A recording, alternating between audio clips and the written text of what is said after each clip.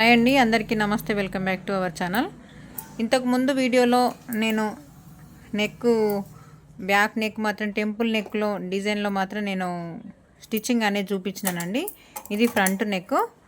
Cloth అనేది కొంచెం మందంగా ఉన్నప్పుడు మనం ఎలా స్టిచ్చింగ్ చేసుకోవాలి అనేది, పేపర్ క్యాన్వాస్ ఎలా వేసుకోవాలి అనేది క్లియర్గా చూపిద్దామని చెప్పేసి వీడియోని అయితే షేర్ చేస్తున్నాను. ఫ్రంట్ పార్ట్ 1 అది, బ్యాక్ నెక్ పార్ట్ 2 అన్నట్టు. ఎందుకంటే ఒక సిస్టర్ నాకు కామెంట్ చేసింది, అక్క ఈ నెక్ అనేది ఈ blouse front princess cut stitching ఎలా చేస్తున్నారు, మీది ఒకసారి స్టిచ్చింగ్ చూద్దాం, పూర్తి వివరంగా వీడియోని అయితే పెట్టండి అక్క అని చెప్పి నన్ను అడిగింది. కాబట్టి ఫుల్ వీడియో ఒకటేసారి మొత్తం పెట్టాలంటే కొంచెం లెంత్ అనేది ఎక్కువై మీకు కూడా బోర్ కొడుతుంది కదండి. కొంచెం పార్ట్స్ లాగా చేద్దామని చెప్పేసి బ్యాక్ పార్ట్ ఫ్రంట్ పార్ట్ నేను స్టిచ్చింగ్ వీడియో ఫుల్గా, అంటే మనం బ్యాక్ మనకు ఫ్రంట్ హ్యాండ్స్ అంటే అందరికి దాదాపు నార్మల్గా తెలిసి ఉంటుంది. ఈ పూర్తి వివరంగా ఈ నెక్కులు అనేటివి ఎలా వేసుకోవాలి, పేపర్ క్యాన్వాస్ ఎలా వేసుకోవాలి, కొంచెం అందంగా ఉన్న క్లాత్లకి అనే విధంగా వీడియోని అయితే షేర్ చేశాను. ఇది ఫ్రంట్ పార్ట్ అండి. ఫ్రంట్ పార్ట్ దగ్గర కూడా మనం ఎలా స్టిచ్చింగ్ చేసుకోవాలి అనేది క్లియర్గా చూద్దాం, ఓకేనా. నేను దీనిపైన ఇలా పెడుతున్నానండి. ఇది సీదా, ఇటు సైడ్ ఉల్టా ఉంది, అందు గురించనే క్లాత్ అట్లా పెట్టిన. ఇలా క్లాత్ ఇట్లా పెట్టుకున్న తర్వాత మీకు నెక్కు ఎంతైతే మనకు క్యాన్వాస్ అవసరం ఉంటుంది, ఐరన్ బాక్స్ లేని వాళ్ళకైతే ఈ వీడియో చాలా బాగా యూజ్ అవుతుందండి. ఎందుకనంటే స్టిచ్చింగ్ కూడా మనం ఐరన్ చేస్తే ఏ రకంగా వస్తుందో ఫినిషింగ్ ఆ రకంగా వచ్చేటట్టు మనము స్టిచ్చింగ్ అనేది చేయాలి. కొత్తగా నేర్చుకున్న వారికి, ఇప్పుడు బిగినర్స్కి అయినా కానీ ఎవరికైనా కానీ ఇట్లాంటి చిన్న టిప్స్ తెలిసి ఉండకపోయి ఉండొచ్చు కదా. అట్లా నెక్ ఏడు వరకు ఉందని చూసుకొని కొంచెం క్యాన్వాస్ అనేది కొంచెం ఎక్స్ట్రాగా ఉండేటట్టు. ఎందుకంటే కిందికి మనకి దాని మందమే కరెక్ట్గా స్టిచ్ చేసినాం అనుకోండి ఇబ్బంది అయితే. ఇది షైనింగ్ ఉన్నది మాత్రం స్టిచ్చింగ్ చేసిన తర్వాత దానికి లైనింగ్కి అతుక్కోబోయేటట్టు ఉంటుంది కదా, అందు గురించి అని చెప్పేసి నేను కొంచెం వేరే సైడ్, అంటే ఒక సైడ్ ఏమో షైనింగ్ వస్తే ఒక సైడ్ మాత్రం ఇట్లా కొంచెం గగురు ఉంటుంది. ఇది మాత్రం నేను ఇలానే పెడుతున్నా చూడండి. క్లాత్ కిందికి ఇలా పెట్టుకొని దానిపైన మనం ముందుగా ఏ రకంగా అయితే పెట్టుకున్నామో ఆ రకంగా క్లాత్ అనేది ఇలా పెట్టుకోండి, ఇలా, ఓకేనా. ఇలా పెట్టుకున్న తర్వాత స్టిచ్చింగ్ అనేది యథావిధిగా మీరు బ్యాక్ పార్ట్ చూసి రాకపోతే ఒకవేళ మన ఛానల్లో ఫుల్ వీడియోని అయితే అప్లోడ్ చేసినాను. ఫుల్ వీడియో చూసి వచ్చిన తర్వాత ఈ స్టిచ్చింగ్ అనేది చూస్తే మీకు క్లియర్గా ఉంటుంది, ఓకేనా.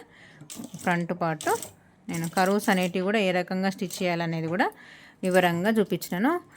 బ్యాక్ పార్ట్ మట్టుకి నేను కొంచెం ఇట్లా స్టిచ్చింగ్ అనేది ఒక పావు కుటుంబం నుంచి స్టార్ట్ చేసిన, అదేవిధంగా దీనికి కూడా అలానే స్టార్ట్ చేస్తున్నా, ఓకేనా. ఇలా చిన్నవి గుర్తుండాలండి మైండ్లో. ఎందుకనంటే మనం బ్యాక్ పార్ట్కి ఎలా స్టిచ్ చేసినాము ఫ్రంట్కి ఏ విధంగా వస్తుంది, మళ్ళీ షోల్డర్స్ అనేటివి తేడా అవుతాయి కదా, ఒకటి ఎక్కువ ఒకటి తక్కువ అవుతుంది. కాబట్టి ఇలా చూసుకుంటూ నిదానంగా కరువు అనేది తిప్పుకుంటూ రావాలి. ఈ కర్వ్స్ అనేటివి కొంచెం మీకు సరిగా తిరగడానికి వస్తుంది, తింపడానికి వస్తలేదక్క మనం కొంచెం ఇబ్బంది అవుతుంది అన్న వారికి మాత్రం ఖచ్చితంగా నేను ఏమని చెప్తానంటే, మీకు దగ్గర జూకీ మిషన్లు ఉంటే చిన్న నంబర్ పెట్టుకోండి. 500, 600, 700 అట్లా పెట్టుకోండి. లేదు మాకు ఈ మిషన్ లేదాక నార్మల్గా చిన్న మిషన్ ఉందనంటే పెడల్ మీద దొక్కండి. మోటార్ అనేది ఆఫ్ చేసేసి, మోటార్ కొంచెం ఫాస్ట్గా ఉరుకుతుంది కదా. మీకు కొత్తగా నేర్చుకున్న వాళ్ళ గురించి చెప్తున్నా. కొంచెం రన్నింగ్ ఫాస్ట్గా ఉన్న వాళ్ళైతే ఇక అది మీ ఇష్టము. రన్నింగ్లో ఉన్న వాళ్ళైతే మీకు ఎట్లా స్టిచ్ చేస్తే పర్ఫెక్ట్గా వస్తుంది అనేది మీకు ఐడియా ఉంటుంటుంది, మీకు చెప్పాల్సిన అవసరం కూడా లేదండి. కాకపోతే బిగినర్స్కి అయితే కొన్ని మన టైలర్స్కి జరిగిన అనుభవాలు అనేటివి వాళ్ళకి షేర్ చేస్తే ఏంటంటే, అరే ఇది ఇట్లా ఉంటుంది కదా అన్నట్టు ఉంటుంది కదా. ఇలా కర్వ్స్ అనేటివి టోటల్ రౌండ్గా తిప్పుకుంటూ రావాలి. ఇలా కర్వ్స్ ఏ రకంగా అయితే నేను ఇంతకుముందు వీడియోలో చూపించిన సేమ్ యాస్టీస్గా లైనింగ్ క్లాత్ అనేది ఎంతవరకు అయితే మనం స్టిచ్చింగ్ చేసుకున్నామో అంతవరకు నీట్గా దగ్గరగా కట్ చేసుకోండి. ఇలా కార్నర్స్ దగ్గర కూడా చిన్న టక్స్ ఇవ్వాలి. టక్స్ కూడా ఎలా ఇవ్వాలనేది కూడా చూపిస్తా చూడండి.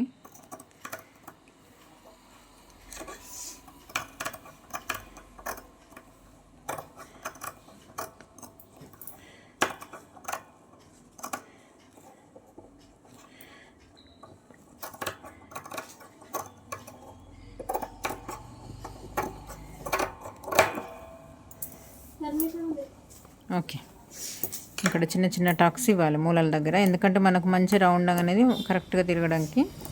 ఇలా ఇక్కడ కూడా కొంచెం ఉంది కదా, ఇలా కంపల్సరీగా టక్స్ అయితే ఇవ్వాలండి, లేదంటే మూలలు అనేవి కరెక్ట్గా షేప్ అనేది ఇది చెడగొడుతుంది, ఈ మూల అనేది కరెక్ట్గా రాకపోతే. ఇలా కట్ చేసేటప్పుడు కూడా చివర్లు క్లాత్ ఏదైతే ఉందో క్లాత్ వరకే కట్ కావాలి. కుట్టు అనేది కట్ అయిందంటే మరి అది అక్కడ ఊడిపోతుంది, కరెక్ట్గా నెక్ అనేది షేప్ కరెక్ట్ రాదు. ఇలా దీన్ని తిప్పేయడమే. ఇలా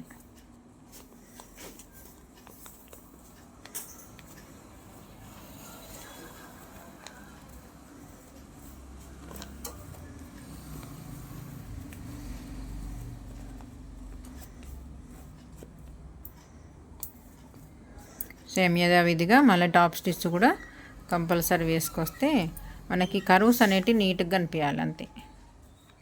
మనం ఎంత మంచి నీట్గా ఫస్ట్ స్టిచ్చింగ్ చేసి ఫల్టైన్ చేసినామో ఈ టాప్ స్టిచ్ వేసేటప్పుడు కూడా అట్లనే ఉంటుందండి, ఏ కొంచెం తేడా కూడా రాదు. ఇలా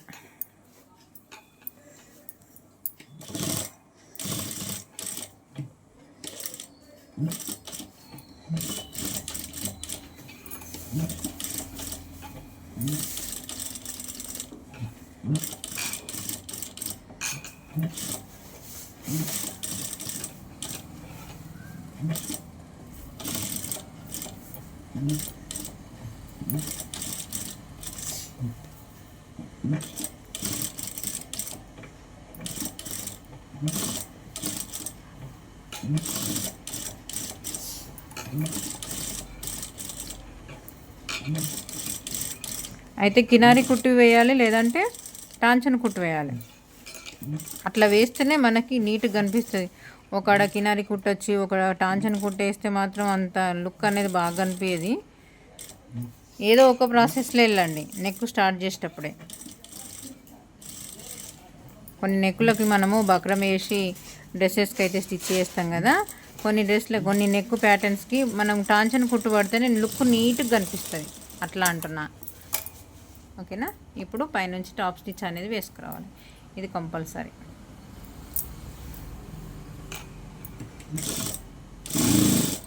ఇలా కొంచెం తడుముకుంటూ క్లాత్ ఏడు వరకు ఉంది అని చూసుకుంటూ ఇలా ఇక్కడ లోపల లైనింగ్ అనేది ఇప్పుడు మనం పేపర్ క్యాన్వాస్ ఉంది కదండి, ఇలా కొంచెం ఇది రౌండ్ షేప్ ఉంది కాబట్టి రౌండ్గా తీస్తే లుక్ అనేది బాగా కనిపిస్తుంది.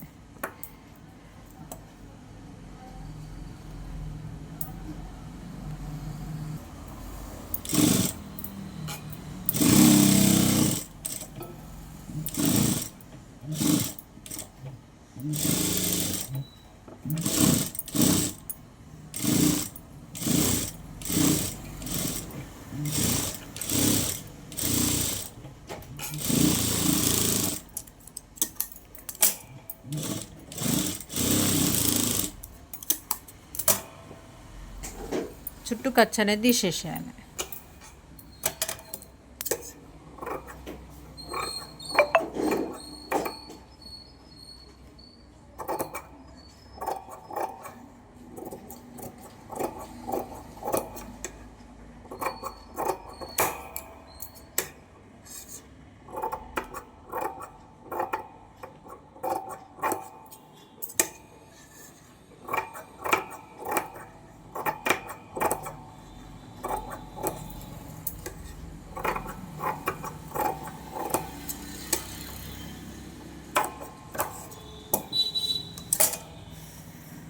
ఇప్పుడు మనం ఈ సైడ్కి అటాచ్ చేసే సైడ్ జాయింట్స్ అయితే వేసే పీస్ అయితే ఉంటుంది కదా, అది మనము లైనింగ్ అనేది అటాచ్ చేసేసుకొని అతుకు పెట్టాలి.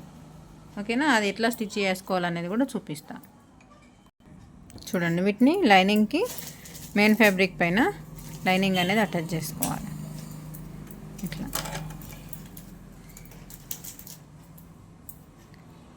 ఇలా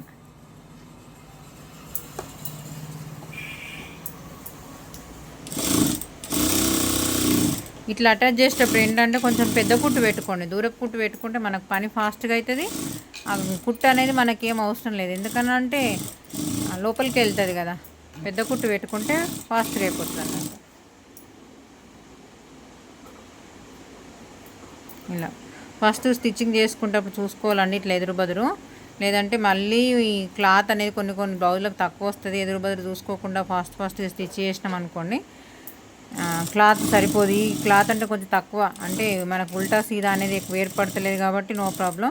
కొన్ని క్లాత్లకు అయితే ఉల్టా సీదా అనేది ఏర్పడుతుంది కదా, మరి వాటితోనైతే ఇబ్బందే కదా. అట్లా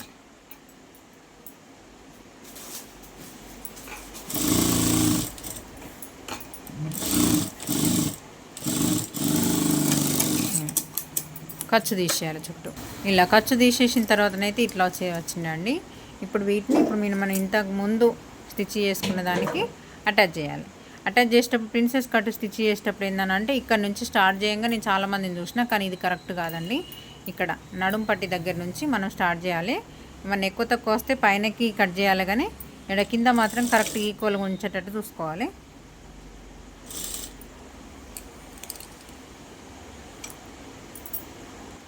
ఇలా నడుం పట్టి దగ్గర నుంచి స్టిచ్ చేసుకొస్తే కొంచెం ఇక్కడ మనకు పాయింట్ అనేది, మనకు చెస్ట్ పాయింట్ అనేది ఉంటుంది కదా, ఇక్కడ కొంచెం అటు ఇటుగా అంటే కొంచెం ఉబ్బెత్తుగా ఉంటుంది కాబట్టి క్లాత్ అనేది అడ్జస్ట్ చేసుకుంటూ మనకు ముడత రాకుండా చూసుకోవాలి అంతే. చూడండి నేను ఎక్కడ కూడా లాగి పెడతలేను, కరెక్ట్గా నార్మల్గా పట్టుకొస్తున్నా. చూడండి సింపుల్గా స్టిచ్ చేసుకోవచ్చు, పర్ఫెక్ట్గా ఉంటుందండి.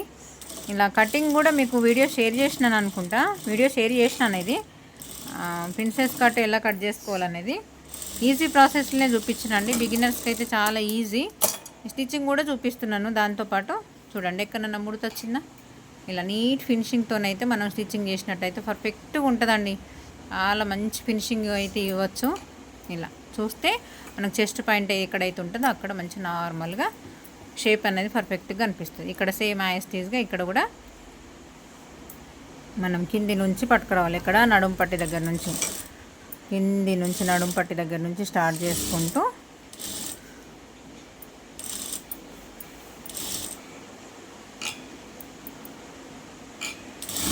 ఇలా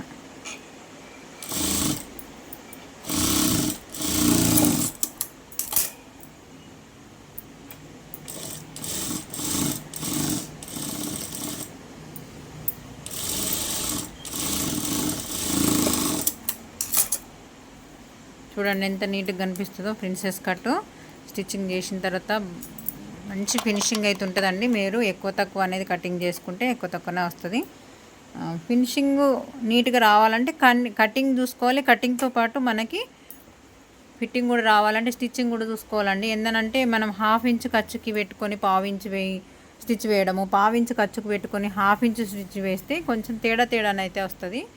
ఇలా కర్వ్స్ కూడా ఎంత నీట్గా ఉన్నాయి చూడండి. మనం పేపర్ క్యాన్వాస్ అయితే వేసినాం కదా, దీంట్లో మనకు నీట్గా కనిపిస్తుంది. ఇక్కడ మన ఐరన్ బాక్స్ ఉన్నదనంటే ఇక్కడ మనకి కర్వ్స్ పైన టాప్ స్టిచ్ కూడా అవసరం లేదండి. ఫ్రంట్ పార్ట్ ఫినిషింగ్ అయితే అయిపోయిందండి. బ్యాక్ పార్ట్ కంప్లీట్ అయింది. బ్యాక్ పార్ట్ కూడా ఒకసారి చూపిస్తా చూడండి. చూడండి ఇదేమో బ్యాక్ పార్ట్, ఇంతకు ముందు చూపించిందేమో ఫ్రంట్ పార్ట్. ఓకేనా, మీకు కటింగ్ ఆల్రెడీ ఛానల్లో పోస్ట్ చేసినాను. స్టిచ్చింగ్ కూడా బ్యాక్ పార్ట్ అప్లోడ్ చేసినాను. ఇది ఫ్రంట్ పార్ట్ కూడా అప్లోడ్ చేస్తానండి. వీడియో నచ్చితే లైక్ చేయండి. మరిన్ని వీడియోస్ కోసం మన ఛానల్ని సబ్స్క్రైబ్ చేసుకోండి. మీకు ఎట్లాంటి వీడియోస్ కావాలనో కూడా నాకు కామెంట్ సెక్షన్లో కామెంట్ చేసిన దాన్ని బట్టి నేను వీడియోని అయితే ఫార్వర్డ్ చేస్తానండి. ఓకే అండి, థ్యాంక్ యూ.